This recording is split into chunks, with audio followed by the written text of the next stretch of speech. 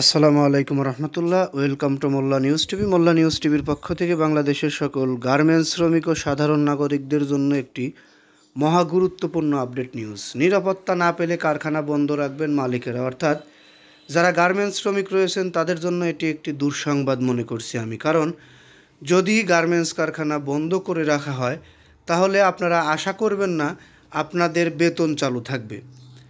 কারণ গার্মেন্টস কারখানা বন্ধ হয়ে গেলে আপনাদের বেতন চালু থাকবে এত টাকা গার্মেন্টস মালিকদের আছে বলে আমরা মনে করি না। সাভারের আশুলিয়ায় তৈরি পোশাক শিল্পের মালিকেরা নিরাপত্তা না পেলে কারখানা বন্ধ রাখবে। এটি তাদের গতরাতের সিদ্ধান্ত। আমি আজকে সকালবেলা সিদ্ধান্তটি জানার পরে নিজের কাছে অপরাধী মনে করছি যে এই জিনিসটা বাংলাদেশের সকল মানুষের জানা উচিত যে আমাদের নিজের ব্যর্থতার কারণে আমাদের দেশের বড় একটি খাত বন্ধের পথে চলছে। যাই হোক, আমরা নিউজে ফিরে আসি। রাতে তৈরি পোশাক শিল্প মালিকদের সংগঠন বিজিএমের কার্যালয়ে সংগঠনের সভাপতি খন্দকার রফিকুল ইসলামের সভাপতিত্বে এক জরুরি বৈঠকে আশুলিয়ার মালিকেরা এসব কথা বলেন। তারা বলেছেন, বৃহস্পতিবার দুপুরের পর হামলার কারণে কারখানার চলাচল চালানো যায়নি। অনেক কারখানায় কর্মকর্তাদের মারধর করতে আসছে হামলাকারীরা। আগুন দিয়ে কারখানা পুড়িয়ে দেওয়ার অপচেষ্টাও হয়েছে কোথাও কোথাও। বৈঠক শেষে বিজিএমের সহসভাপতি আবদুল্লাহিল রাকিব বলেন, প্রয়োজনীয় নিরাপত্তা না পেলে মালিকেরা কারখানা বন্ধ রাখতে চায়।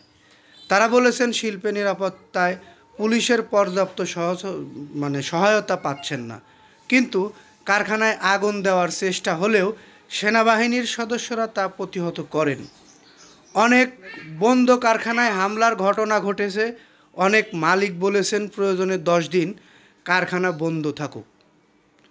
আপনাদের কি মাথায় এসেছে কি বলা হয়েছে? প্রয়োজনে 10 দিন কারখানা বন্ধ থাকুক, কারণ কারখানা পুড়িয়ে দিলে তো আর ঘুরে দাঁড়ানো সম্ভব হবে না। তৃতীয় পক্ষের যারা এই নাশকতা করার চেষ্টা করছে তাদেরকে ধরে বিচারের আওতায় নেওয়ার দাবি জানাচ্ছি। আপনাদের যে বিষয়টি গুরুত্ব সহকারে দেখতে হবে সেটি হচ্ছে আমাদের দেশের পোশাক শিল্পের খাতটি। আপনারা যারা পোশাক শিল্পের সাথে কর্মরত জড়িত আছেন তাদেরকে উচিত প্রতিহত করা। যারা নাশকতা করার চেষ্টা করছে তারা কিন্তু সংখ্যায় কিছু, অতিরিক্ত কেউ না।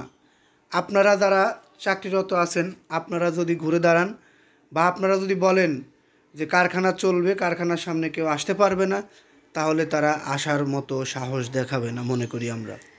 মালিক পক্ষের সাথে সমন্বয় করে শ্রমিক পক্ষের কাজ করাই আমি মনে করি সবচেয়ে শ্রেয়। যাই হোক, আমরা চাই না বাংলাদেশের গার্মেন্টস শিল্পটি বন্ধ হয়ে যাক বা সেখানে কোনো ক্ষতি হোক। এ কারণে আমি আপনাদেরকে বলবো, গার্মেন্টস শিল্পটাকে বাঁচিয়ে রাখতে আন্দোলন থেকে ফিরে এসে আপনারা মালিক শ্রমিক সমন্বয় করে আপনাদের দাবি দাওয়া পূরণ করুন। যাই হোক, এখনকার মতো এই নিউজটি এখান থেকে শেষ করব। তার আগে কিছু কথা বলে যাই, সেটি হচ্ছে আমাদের নিউজটি ভালো লাগলে অবশ্যই একটি লাইক করবেন, কমেন্টে আপনাদের মতামত জানাবেন। পরবর্তীতে এরকম ধরনের গুরুত্বপূর্ণ আপডেট নিউজ পেতে অবশ্যই চ্যানেলটি সাবস্ক্রাইব করে বেল বাটন অন করে রাখবেন। এই বলে এখান থেকে বিদায় নিচ্ছি। আসসালামু আলাইকুম।